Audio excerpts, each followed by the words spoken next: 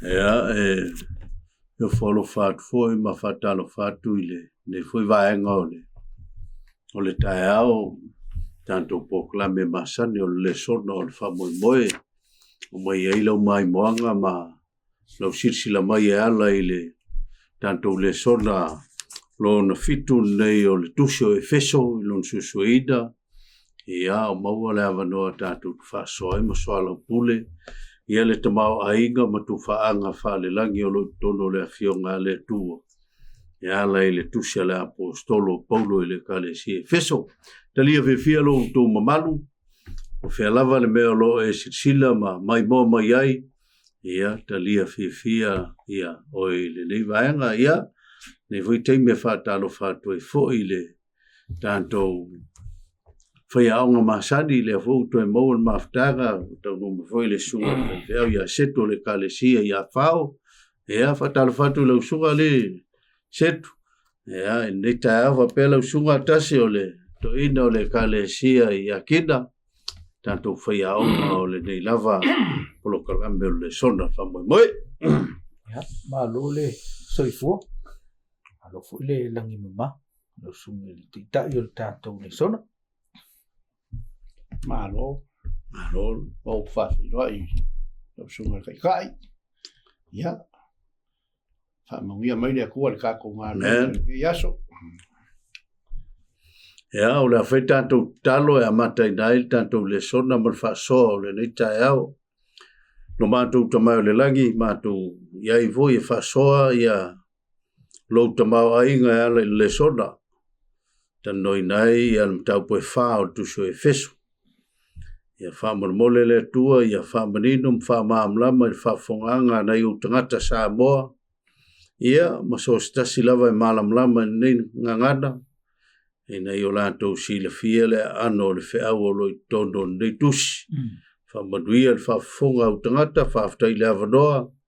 E wauna matautua antuai i lau fiu. O no lo suafa o ole mwala au o tuai nei. Amen. Ia o te loe leo tato mai vaenga lon fitu po le sona lon fitu le tala ina lava ma le falau teleina o le feau o le tusi na faia e le apostolo e molia tu le kalesi e feso e ama lona fianga o lo iai o le vaesona na seiteneina tatu tanoi nai o le melilo lo tono tala lei e le tusio e feso Petai o tayo nei leo tanto o mai ai le whautuina tato le sona. Tu whaatasia le tino ke wiso.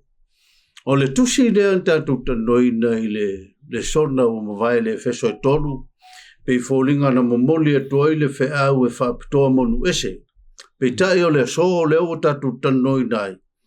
O leo tu sawa paulo i tangata uma le tono le kalesi e feso.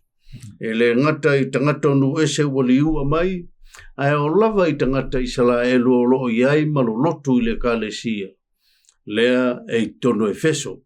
Ai o le mafuanga. E pei fōlinga mai o tusia paulo i le mtaupo e wha.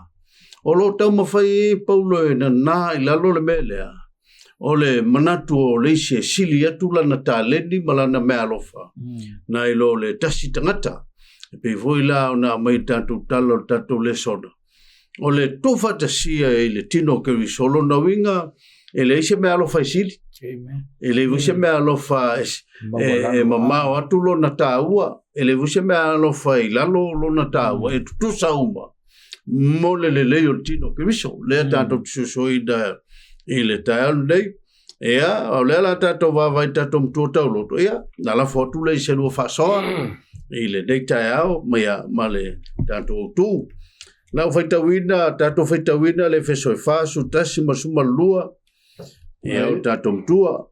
Na ia tuina mai foi lise fai ma apostolo. O isi foi e fai ma perfetta. O isi foi e fola tala lei. O isi foi e fai ma leo a to ma wao.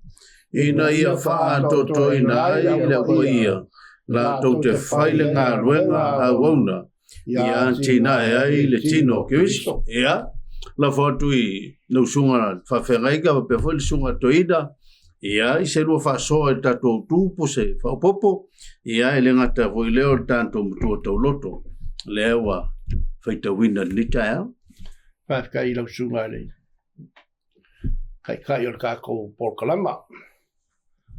Leo a umanga e whailo ma wha i loa le ulanga o le kākou Poringei wa yasu. Ia e mangaku se i o kākou koe makamaka i le songa umawai. Le songa le e wha umahinga o le maka upu le lua. Sa kākou wawa ia i le mea ka mawhaila aposkolo Paulo e ka uaku ia Efeso. O le solo ia le o pā vai loko sa vai lua i ngai e Efeso ma hayukaia. Wa umangeila o solo ia pā ia e ale le maliu mai o Yesu Keriso e whaile le lenga. Le lenga la nga lenga a kako sue inga mai le vai aso le nkengei. Le whai mai e ia whamkaranga Paulo i le kāresia le Efeso le kolu lo koe pasu malfiku. Efeso. O le mienge ko ke whaia inga o ko ka ua o ko o suri whaakasi mai. Ma Keriso. Wa kasi o ko mai rore i o Efeso whapasufiku. O i o Paulo. O le mea whai ia ngofo mau Keriso i o outoa. I o outou loto i le whātua tua. Ina ia maua outou. Ma ia whāwaina i le arofa. Paenga ia ngā whamangako koe Paulo ia Efeso. Efeso ia ngofo mau Keriso i kongu i o kouloko. I le whākua. Aisea. Inga ia maua outou. Ma ia whāwaina i le arofa. Mea ngai venga moli le aposkolo Paulo. I le kālesia i Efeso. O le awala i mawhai ai o ngā magu maroma a vea masuri whakasi ma Keriso. Ma le tua. O ngā o lo lako i loa le lei o le tua. Ma ia whaavae lo lako karikongunga ma lako whakua kuanga. Ia Yesu le whamai rol kako au ku o le tu whatasia le tinoe. Le laua a maku le whau i mori ia Efeso. I le ngā luenga ma whai o lako whaia. O le ngā lulue whakasi. Ma au ngā whakasi. Ma ia maua le loko e kasi. O le ngā lulue e ala i le whaavai le alofo Yesu. Whamai rolo le mga upu le e whaare kako ke sua inga. Ia loto ngatasi. Ia toe fuata ina le amio. Tapule fa ia loto ngatasi ia toi fuata ina le amio area tu fatasia le tino o Keriso le lawo le kaimi wa mai ele ngalu o le ngalu e fatasi le fai mai na ia tu ina mai foi nisi e fai ma le o vai mai o le fai ngalu o isi e fai ma apostolo o isi e fai ma profeta o isi e fola le tala lei o isi foi e fai ma leo a toma. Ma o fesiri aisa ina ia fa ato ina ile kale sia o le awala fa pitola le wa mai le apostolo Paulo fa manga ku mai kanga ka Efeso ele ku kusa uma me alo fa pe sa wola suma ele manga ku fa ka waile le fa makala mai ele Roma le sfulua si o fa ka winga ku Roma sfulua le mai ile la fo inge fa makala le Paulo fa ka le kingo le o le kālesia, lo masfurulua lo fai upo e tolu ma fai wha, fai mai e fai upo e tolu. A wā o le alofa tūnoa, wa tū ina mai ai i a tau, o te whai atu ai i a te o tō uma. A o le whaasiri le manatu o le tasi le, i le mea ua, a o le whaasiri le manatu o se tasi, i le mea ua tatau o na manatu ai. A ia malea le manatu e tusa ma le tōwhinga o le whātua tua ua taitasi ma tofu ai mai whia. Mai le tua ka ua ia mera wha mga kua koe Paulo i le kāresia i Efeso. O le ngā lulue whakasi sa mai role whaupeongo. Whai mai o lo ese fo i a tātou mea e tu whaina mai i le alofa tūnoa. Ua fo ina mai a te tātou. Po le profeta ia whātatau ma le tofi o lea, whātua tua. Po le tiakono ia whaia le whaiva o lea. Tiakono, leo whamakala mai i le apostolo Paulo. Wa enga i o le tu whātasia o le tino ai. o le tino keriso a le foi la fa matala mai le mo ko nito le lo mata ue forma fia forma lua mo ko nito mata pa forma le lua le ya tato va ia ina ia a mai se fa pito mo tato ho pa forma le lua fa pa lua forma fa vai pe lua forma fa le foi kawinga o tato i tu tino ua ta le leia ele aise mea e mativa ai i lātou. A ua whātauina e le atua le tino uma. Wa le tu ina foi le awa i le tu tino ua vai. Whai mai rola le whai upu le suma whiku. A o tou o le tino o ke riso o tou. Ma i tu tino taitas ua whātuina. Foi ele atua le kalesia e mua le apostolo o lona lua o perfeta o lona tolu o ao pito ane eira o e faia va venga le la o tu fatasia ma baile le famtalanga paulo o fata tau le kalesia i le tino ole tangata aisa le anga fo le tino tangata le ise mea le amerika ko le songa kala le vai mai wa fai ka nga ma apa ma vai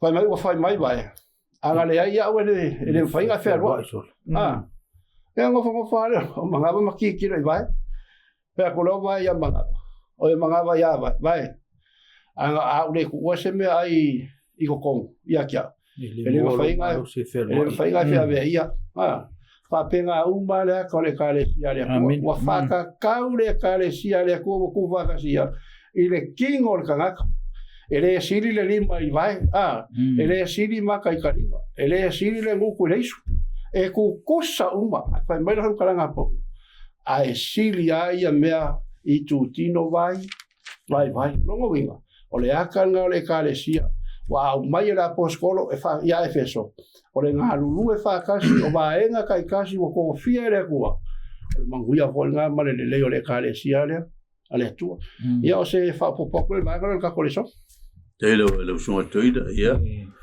ke lo pe e sau fa popo lo so ale fe ngai le va te lo le o mai er no lo so no ile fa to mo tanto le so na fite tanto te va vai le mata o pomo o melito lo o mai ele theology a tangata le o paulo po lana mata sili po lana o onga o le fa o la tanga o tangata e tutusa uma le lo fitu no le tutusa uma ai o malo mata o pe fa li liulo e paulo o le talango le to talanoa fa la waitele lana mata sili po lana o onga au ia fa sino loa ia le kalesi efeso ile awala e mauaile e mauaile e faatino ai lana mata upsisile no me tu ve meia o le maliu ke riso le ngata to sina i tangata ile tu ai to sina ile tangata fa mailo o lo no faatino ngala le o faatino e mauale o to le fa o le tanga le o sa unia Yesu ke riso le ngata la o to sina le si ai el faatino o le fa mailo le si o sili la me alo fa le si ai ua ngalu e fantasi mai lo tanto motu to loto ina ia fa ato ina ia le ngaluenga au nai tanto no winga o le au anto lan o lana theology le mai le mata upu o le tolu o le tasi ia tasi o fa o tanga tasi tanto ai o le mefa ia le fa pena tanto fa pe o tasi ai o le ngalu e fa tasi le wa ia au mai le mata upu fa lo no winga o fa tinonga le o lana o le na tau mawhai mai le tasi o le tolu ina ia o le whatinonga e te tau o na tupu e le wapena wapea lawa tasi mātou a ia iai le mea tau lea tupu e wha ato ina ai le ngā luenga lea po le au nanga lea tina e ai le ngā luenga ke riso lona winga o leu tātou a ngai mai le mtau pe wha o lo wha mamafa e paulo le whaia o lea o le tasi e le wapea na wapea lai tasi ai ia le ngā luenga o le whaia la le fa pe le si wale o ngalis ai fai mai tu mai lo tamai me na yai malau tamai mele yai malau tamai lo le yai tu va tasi ati na e nga luenga ke riso ia u ato le e tino ke riso le tam fai fa e au mai le sai au mai ile mata mo o le tol fa tai te loe whafte atu i le whasoa le vai mole te atu le so. Na o sinda whapopoa i le nei whamtalanga mātanga o fiele mai te atu le so. Mai o ke viso le uru leo le tito. Amen. O lo ia o maia mea lofa i tangata. E feso soani ia i tātou ia malama i le sini. Ale atua mo i tātou ia a vea o ni vaenga o le kalesia. Ua fua tele mai. Ua tu whaatsia. Ke viso peifolinga mai. Ale ku... Ale tu whaatsia. Le iloa la se kalesia ma le fua mai. Le a tortino ke viso. Ma le fua le kalesia. A vai mai ukuwa kasila. Awangi isi se fia sili. Walanga mele le uku sao mea paulo i whatinonga. E kakau. Aua ke whapeangi a mea olau ka leki le malau mea alofa sili le isi kangaka. Amen. I au kou sila fia. O mea alofa ngava. E whai ere ngā luenga. Inga ia fua mai ngā luenga le. O e alalanga e loa le fua mai. Ua kasile. Kasile ka le sia. Ia e ka ua lan mele. A le lalaka kua wa ilu vaenga lunga. Lua tanto le sona. Lutonga tasila le nganga. Le ka ua lan le mea. Wa aua ngi mafuka ngau le tini. Ai ka ua le mele o le kasi le nganga. O le winga o le whamkalanga. Ia a vea le nganga pa ia o se mea voi le ka kuke ngā lulu e. Ia kasi e o ka kula ngonga. Ia aua ngi o ngā wawai mai ka ngā kakaku whio e whakasi. Ai se ane mea lai anga i no mafo. Ia a se mai se no whaso le wanga o tato le so. Vai po ka po whapo mo mua lau sunga kai kasi o kai kauku. Ia, mai sa o ale. Ia, ai mai. O le nei o au anono tia ono le li. O te ai o iatu ia te o tau ia o tau sa wawali e tusa ma le wala au wa. Wala au inai o tau ilea. Ma le loto maua lalo lawa, ma le anga malu, ma le ono sai, ia o tau wha pale pale le tasi, ma le alofa. Ia tamu whai o tau ana tāu whio le loto na tasi, ila le anganga. Ile noa tanga o le file mu. Upu ia na la ta ia tua, ile apostolo Paulo ile kalesia. Ia sava vali e tusa ma le wala au, lenga wala au ingai kako. Se i fesili ala, o la le kua inga pala au nga e kalia i e su kongo la kololoko. Ma e filifilia ia vea oe makangaka o le kalesia. Nga e kalia le kalesia i loto maua, maua lalo. O le wala au ko inga wala au inga i kako e su. E le wala au inga kako, inga ia kako ulava vale. E nga wala au inga kako ia file mu, ia lofa i le ku. Vai le au kule o le mka kule, fai mai ia. Ia loto ngatasi. Ia toi fota ina le angio. E saka ua lau sunga ia kara ure mako koipis. Ia ngai whapea mai wa sui. Ia almenga le mga o ia sui a kako. Sui a kako wa amio. Ma ia kasilo kako ulo. E whai ngā luenga lea. Ngā luenga lea tu. Ole mafu anga wala ngai kako. Kako o mai a kia ele ka le sia lea kua. Ia kupu ngā luenga lea kua. Ia lawe ai. Anganga mole maa loa e wha. Ole au ngā whi au kako. Hei. Te mo vasoa lau sunga toida, ia, e ta ua tele mele ta tanoida. Wae, to se mea e whaia le tasi le loko. I le fusang mea le e tau nu. Ia, si whaasoa mai lau sunga le, whengaika, whaasolo ilo tato le son. E veita to te mitauina leu whaasoa le sunga toina le, ia le amatanga o le mata upe whaa, upe tasi o le tolu le wala au paulo le kalesia. Le na to lau mai le loto mo lalo ma mea uma o le whaatinonga na o le amio o le tangata ua tasi ona ia toe tau whairo lea mai ia toe fusi antoa lana whaamatalanga ile me te tau ona tasi ei nae au mai ei whaafitu leo na tau ua lea le tasi le mata upuru na lona winga o le fitu le tele nau tātou whapeifo o le numera atoa Lona winga whai mai Paulo, o le tasi, o le atoanga le nā mafuanga nā le whai mai e tasi, whaafitu leo na i ta ua mea nā e taona, o na tasi ai tangata ke risiano, lona winga o le atoanga le nā o lea, o lana mata upule dau whai mai, a whai tau te maua lea mio lea tau whaiwa, o na tasi umaloa leo mea uma ua tasi le loto, ua tasi le papitisonga, ua tasi le to, ua tasi, ua tele mewa, ua tasi ai maafo na tasi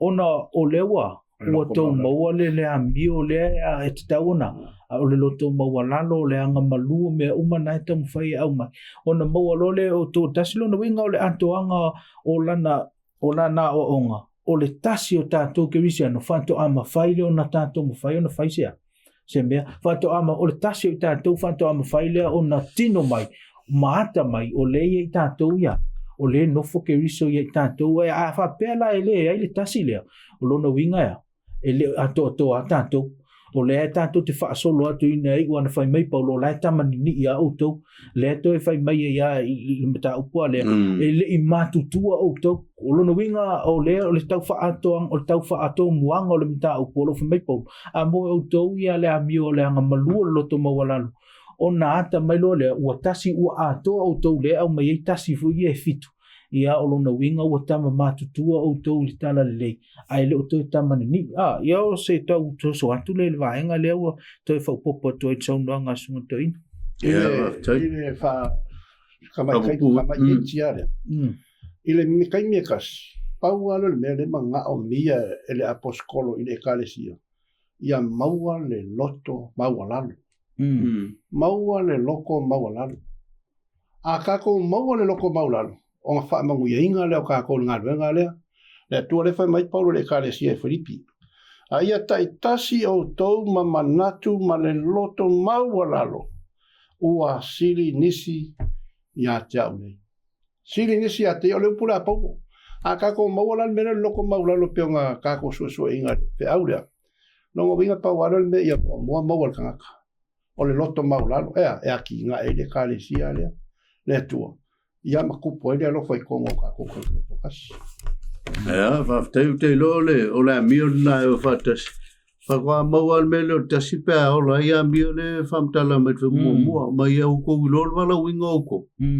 Wala winga uto ia i ngā luenga le kua mai uko mawa whauko wala winga.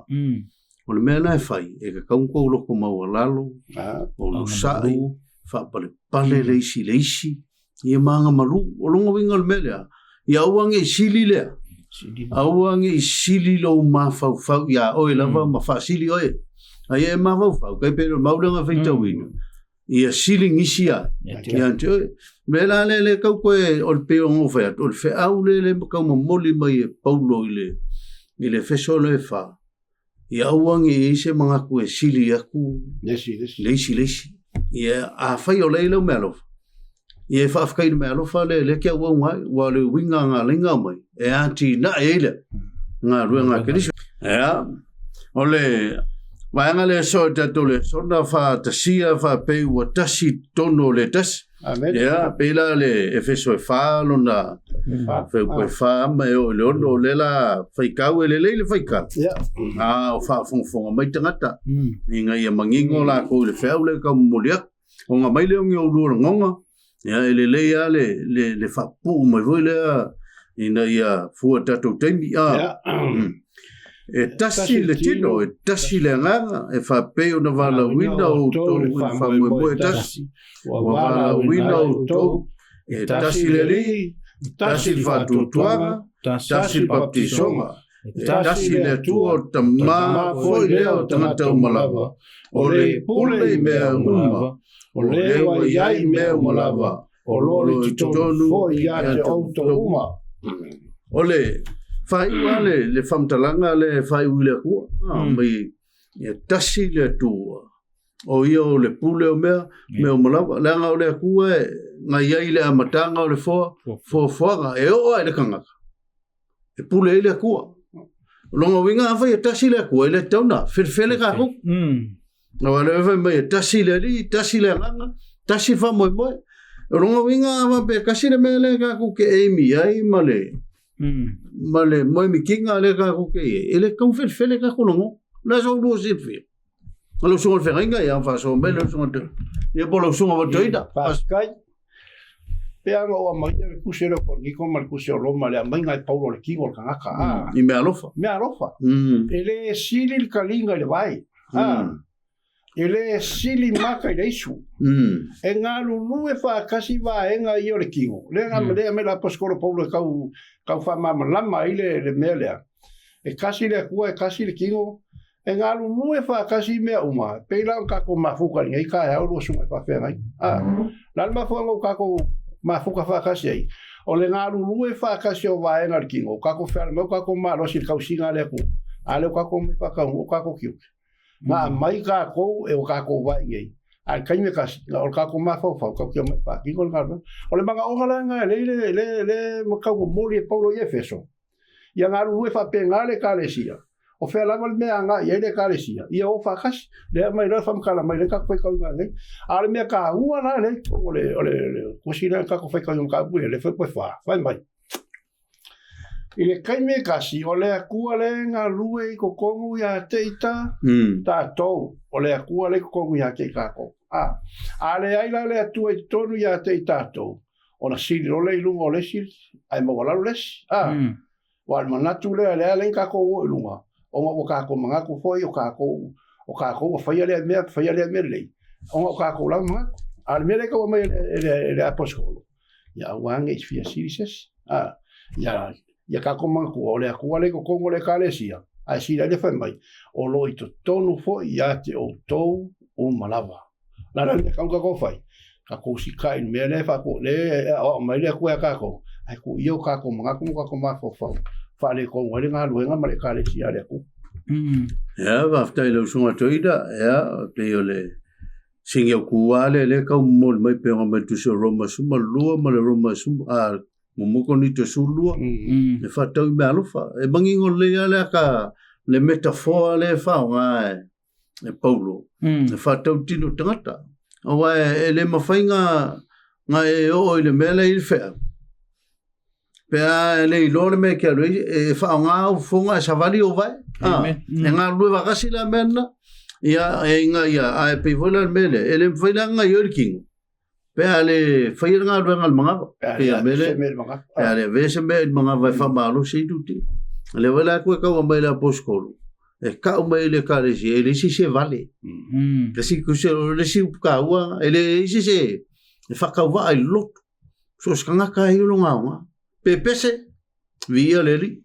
Awa pe oi ke le laua. Ai awa. Ai awa le avele melenga, ma me manga kua i wasili.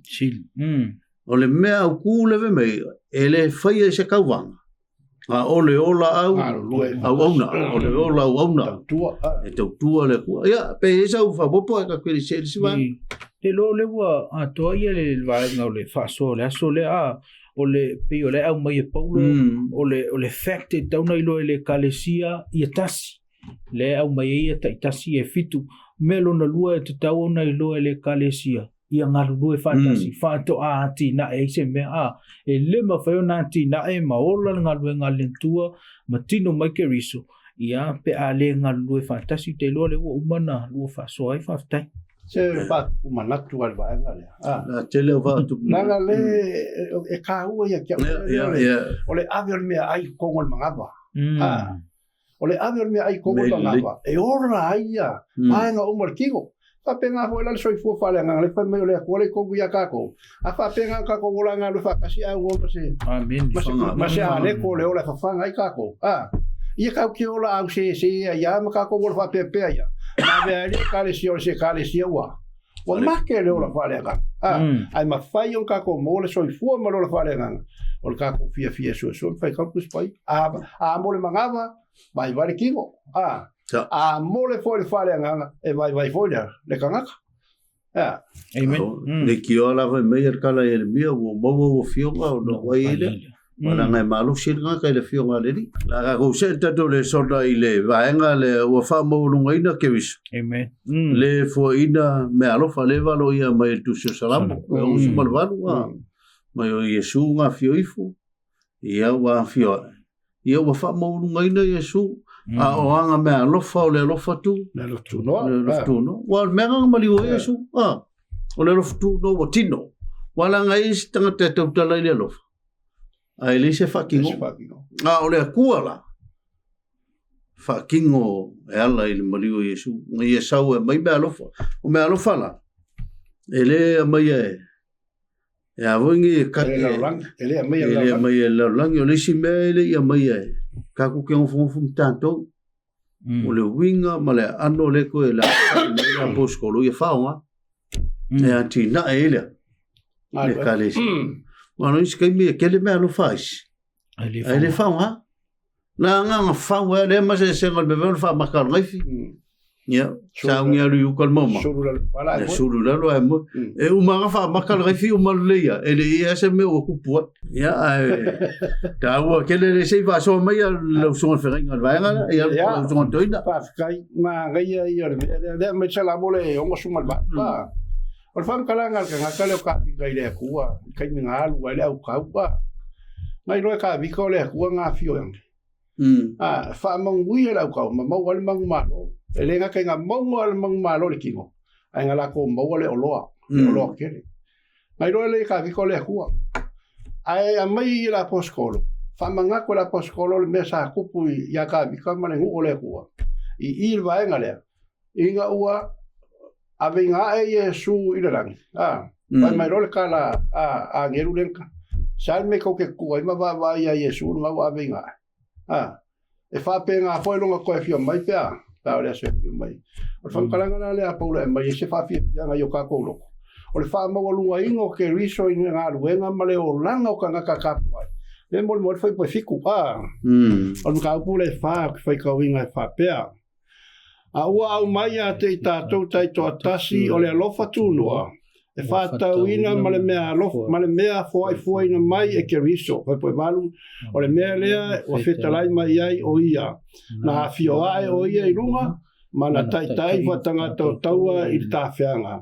Ma na fua ina foi mea alofa I tangata. Nea ka ua ka kou waenga lea ele, kusiro koriko. Se furu ma le lua. Ole anga le lei ma le alofo le kuanga ia foa I mai ai me ia vai nga kai ka se ka le sia le sa o sunga mai a ngai me o mai fai le lofa na fa lia le alofo le tua I longa fio mai ko fa lia le alofo le tua I longa fio ai le fa manga ko paulo le ka le sia ai o ka po suma ko lu le fa mai le mo ko ni tonga su ko fa mai a fai e te tautala inga ngana tangata to mangelu ai le iso alofa su me par o le winga la fe au le mai mo ka ko fa mo lu ingo le lo fole ko ka ko ya ka ko on ka ko lo fa mo lu ingo nga venga le tu ya ka ko a ver fa mo nga venga le ale tu le mai fam ka nga fa po le mai ye de el ka ko fa ile songa fa tanga to tawa ina le ta fe o le au wala fa pikole ka ko nga mai fa tanga to tawa le tu ya le ka ko wa fa longo ya nga fio ka ko ka lia le kala ya Yesu ku nga nga wa kingo ai ka ko mai ko le kale si o ka ko kalia o ka ko fa ma wa lunga inga le kala le ya Yesu fa ka ko ma fika Yesu pero va ka wa ka ko le sama ma fu o ka ko ye ko le kale si ale pu o ma sa ka le kawa ba wa ma ma lo le ku le ale ri o le langi ma ka ko li ma ye lo a ve ka ko ma au nga fa ma ongi ale le tu a ve la ka ko ma onga fa ma ongi le tu ma le ku ka ko bolo ku ma la ia fa vai ka ko fofuanga uma ka ko me fai ile ala o fa ai ya lo sumo feringa pe aftai perfeite va vai le wa sa no sumo to ina isi va nga ta ole auto la so le me si ti mo lunga ia ke riso o ia na au mai ia me alo fa perfeite va vai le ko valu nai e quota ia paulo salamo le na salamo uno sumo va a feite wina e pi tau e tau ese la wa ai foi po valu maleiva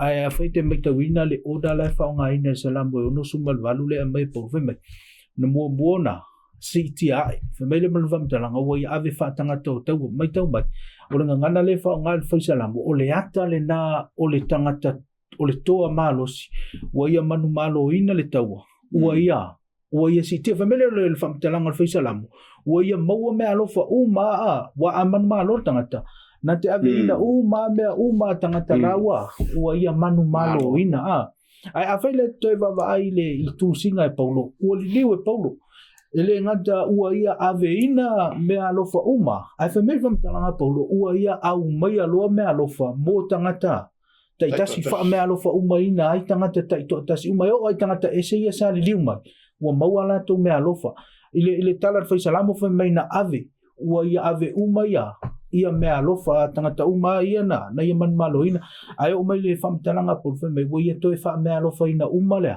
ia tangata mai tau mai la ile bea fai fa wa pelo fai tau salamo ono sumal valu fai mulia e te maua te maua fai upo e tolu sumal fai mai le tuai o matautia oe ayo wafiong pa ia o le atua o Israel o ia lea na te tuina atu le malosi ma le fita ilona nuu ia whaafitai lava le tolona winga o le ua toe i le whai unga o le salamo e ono sumal valu whamei ia le whai sumal valu le tatu fita wina ua ave whaatangata o taua ave ma mea alofa ai o whai pato sumali ma whamei ua ia toe au mai lea le malosi o le atala na maitang maila i le winga o whamitalanga Paulo i le Efeso e whamei ua si ti ai ia ke riso ona ia toi fa me alo fa ina uma lo lewa o tangata o tangata ese me tau mai o le anta le tau talai Paulo o le anta o le tau fa ingo le ministry e Yesu ve mai ina ua tau Yesu sa tau e lo se tau matanga o le tau le na ua ia manu malo le winga na le upu ave fa tanga tau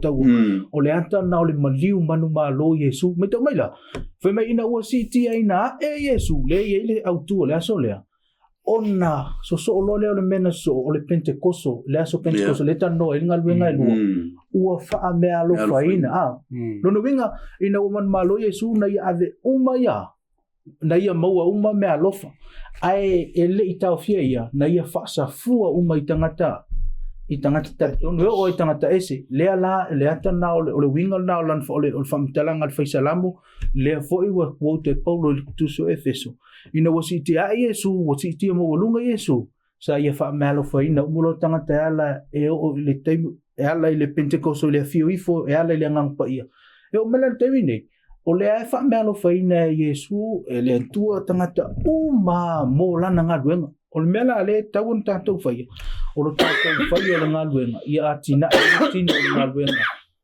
o le tino keriso ia o le tau aina ia le tatou whamatalanga o le sootanga o le tusio Efeso. Ia ma le whamatalanga le tusio le whaisalamo le au mai e tātou whaasore nei aso. Ia wa, pia wawa e lua me ka ua o le ruifo. O kei mile anga fio mai Yesu ka kolorangi. E ala i le alofa o le tua o mai e kongi ola tangata. I le ongi lona alofu noa. O ngā kāpengalo Yesu anga i le langi. Ai mai langa forfolanga e maua o kou lea. Le ngang pa ia, le ngang mai mea alofa le ngā lua i le kalesia. E makua whaingo fia e longa winga. E leo se mea kāku. Amen. Awa langa i eis. E mawhauwhau. A mea o ia sili lotu. Le ale kiuke ma le whainga. A mea a le leilanga la unga o mga kule sili la. A mea a le leilanga o mga kule sili la. Kau kaku whaftai le tua. Whao ngāua. Whao ngāu tātou i nga mea lofa. Mea lofa e mau mai whea. E maua mai le tua i le lofa tu. Tu noa e ala i le maliua. Maliu Yesu. Mangu malo. O le mangu malo langa o kaku. A o kaku kiu ke whai. Whakingo. O le kaku ke ngofu. Le kāu al vaenga le sa uela o sunga al whapea. O le kāu al mere o le whaaku serkingo. Whai mai whamkaranga ala aposkolo. E awa le kasi kukingo e le kasi a. Amen. Kukingo. E whaalo le kasi kukingo e le kasi a. I tuti. Kukingo. O le ale wingo o le whamkaranga whalenga. O le whiaunga le moli kamu whai le aposkolo moli mai fo ia kāko le au whaingaru. Au whaingaru e whaalo le aposkolo i le whora karane le. E awa le afoinge i le ki a kongo i le koe iwa. E fe whaalo ai. Le mea ngā re kamu whai le aposkolo Paulo. Onga le mea sa i roe le aposkolo Paulo. Ua maku e ua ai aku le aposkolo. Ua iai mea kau fe vai. Fe vai a inga. Ua le se va fe alo ai ma se va ngofo kangaka. Ma le fe au le kamu whai le aposkolo i moli mai i le kaibinga i mo kako. Ko e kau mai a kako e iai le mea kau o le va fe alo ai. O le awa o le kasi kangaka i le kasi kangaka. Ia fe wha ma whangai. Ma ia feo fofoka i le alofa. Ma ia mau al me le ka o le loto mau. A kako mo loko mau lalo. O ngā vea lolo kako ua wha pa ia ina e ala i le mano le anganga. Pa ia. Ia, te lo leo kako o mwhai ngura ko le so.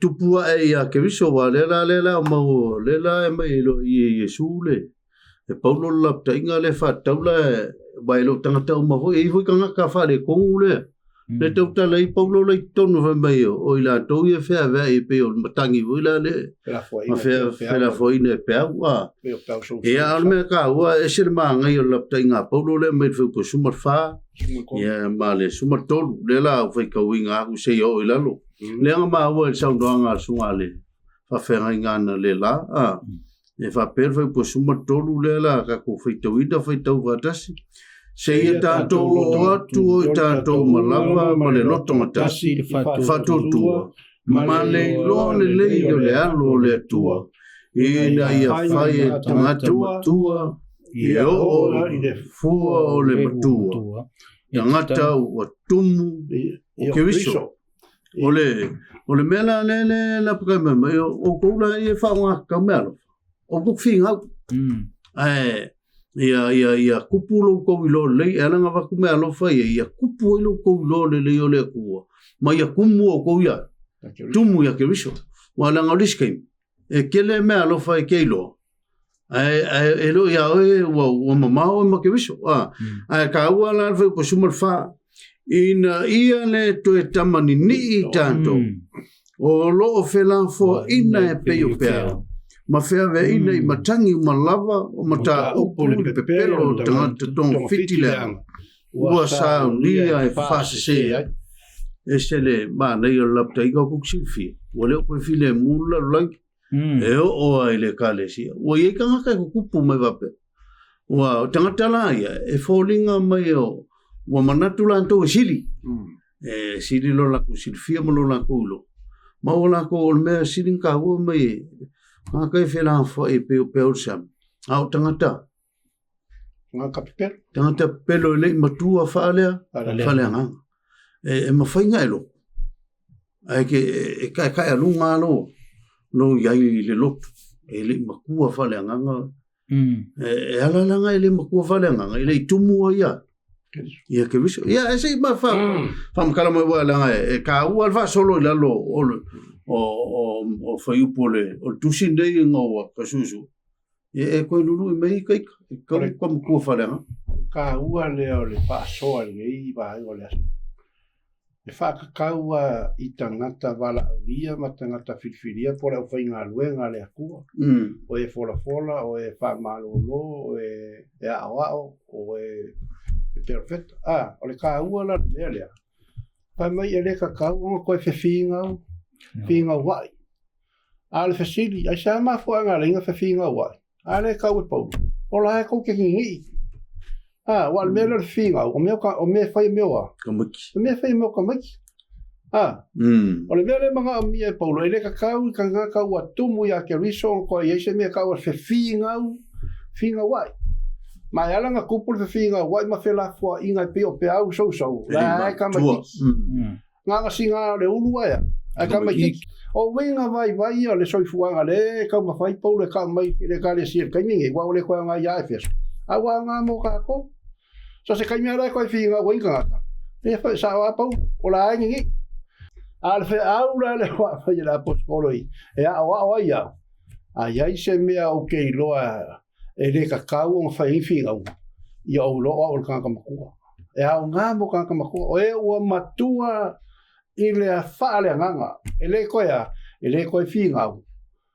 ai nga lue mole nga luenga le ku e akia e no le kalesia le tu o manguia lola ia le kalesia awa fa vai ile nganga pa ia o yesu ke le so fa nganga ile ko mo ka ko ile ko nga mo e peso a ia nga mo ka ko ka mingi awa ka ko ki sa ili masei awa ka ko ki mai ale me ko le kale sia le ku le ang se ai ale fa mai maka upu ole pepelo o le siri o la me mo le pepelo ngal fi vai ia mal fi ai ngal mal le ngo fer fa le kale sia pa kai pai mai so no ga lo so fi ia fa mai ko lo ko le so wa ia lisi vai ngata wa le no wa ai le su ngole o le asu a feite mai tauina e ia ia le lisi le au mai Paulo e veisima perfecta veisima apostolo wao perfeita te vavai ole e o le tusi Paulo ile kalesia le fai Efeso fai tono le fale ele o fai tono se farsa ele o yese fai se vai le lisi Paulo na e la ia ole lapta ina le au mai le sona le tau nei ole ina o tusi Paulo ile kalesia ai Efeso ele yese fai se ai fai mai e Paulo na tu fie se fai se le winga la vai nga no famo o to ma fo wati le so nga sule tanto fai tete ile tanto fa pefo le mele na tongi fai au so fai fai ole fai mai Paulo na to fia o to Efeso i o fai fe au foi o to lo winga o to ina wa au to fa pefo on menan tongi fai au so fai na fa me alo fai na o fai ole launga au ne va pese na fai au e lo launga fai na le fai mai Paulo le to o to Efeso to fia ni se fai ma leo ma fai a oma so ele va pela o le winga lo va mitalanga ele va pe e tanto te tusi lima o ai ona le mata fai o ile to tongi fa le winga lo fa mitalanga na tusi ya Paulo ile kalesi Efeso ele o yaini matanga luenga te tasi pe o fai au i te milia o tang la tusi le kalesi le fai tono fali ai o ilo Paulo i tanga va alea le tono la uluila a fai yo so wanga va fa nga ina mon nga luenga le tu fa nga au va pese un mena si sa fi au fai le fana me si sa wi le to ina fan me a fai yo so wanga va mele fa nga me to mai le fai un ol tanto fa soa ma to so nga va so ner fa upetasi ola so no fai what fa suma le ono fai me Paulo e mai ante ia ona tupu o le tino umalava o loo whaatita wina ma wha so o ina iua pea o le waua le upe tauna ina iua umalava e so o tai ai e tusa ma le ngaluenga fua i tu tino taitasi ia i uina tia ai le tino sa i le alofa ia ile alofa mai ta mai la le winga alofa mitalanga fe mai ele ina o tautala Paulo ile Roma ma le Corinto e fa tau le tino nei fa nga ina tu tino la po ina u tu sia Efeso u ia fa nga ina ia le a feite fa tau ina fa pertani fe mai every joint lo no winga lo ta no i woa ma so tanga ni o lo no winga o le lo va mitalanga ele o tala no Paulo ni me alofa tele ai o me vai le nessa me vai a so fatas o matua taua ele o tano mai Paulo e pe o lima o vai pe ona tala no ira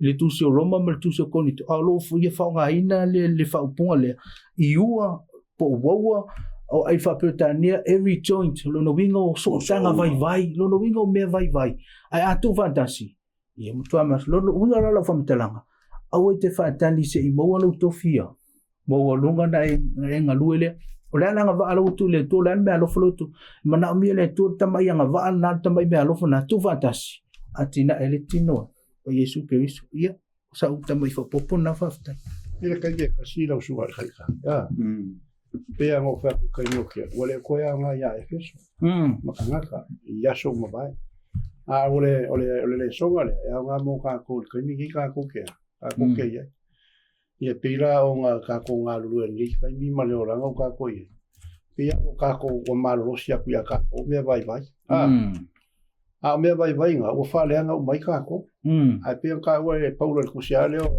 le Roma ma le mo ko ni le sul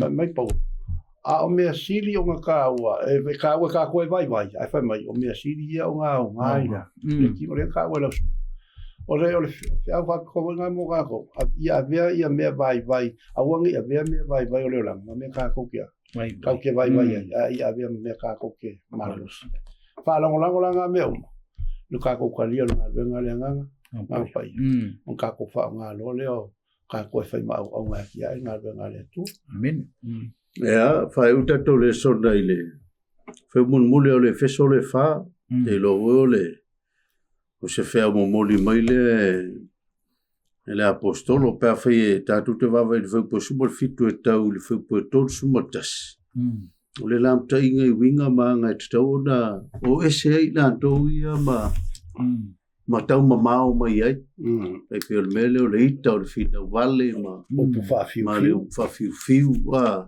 o la lam tai mai e mele le po la ko ngalu i me alo fanga va ai muti vale lo to fa ia fa manga lo ai o to fa pe ona fa manga lo ina o to ele tua ia ke viso isu o ke sila fio le melo fa manga lo listanga e mama ile tino to sa lo to le mafa le mela le mga ela poskolo ku finga o ku ke ku ia le ngalisi mai manga ku fa ka wa ai ela ngonga ngar ka o riskinga ka ua lisingaka ia sili aku i ulangonga ai e vongi fe se inga mani mana tu le sa feva ia fa mangalo la ngai pe o fa mangalo ka ko e Yesu ka ua ia e le sis fa mangalo ngai sili o fa mangalo ngale tua e mko kia ia uleanga mai la fo sa milo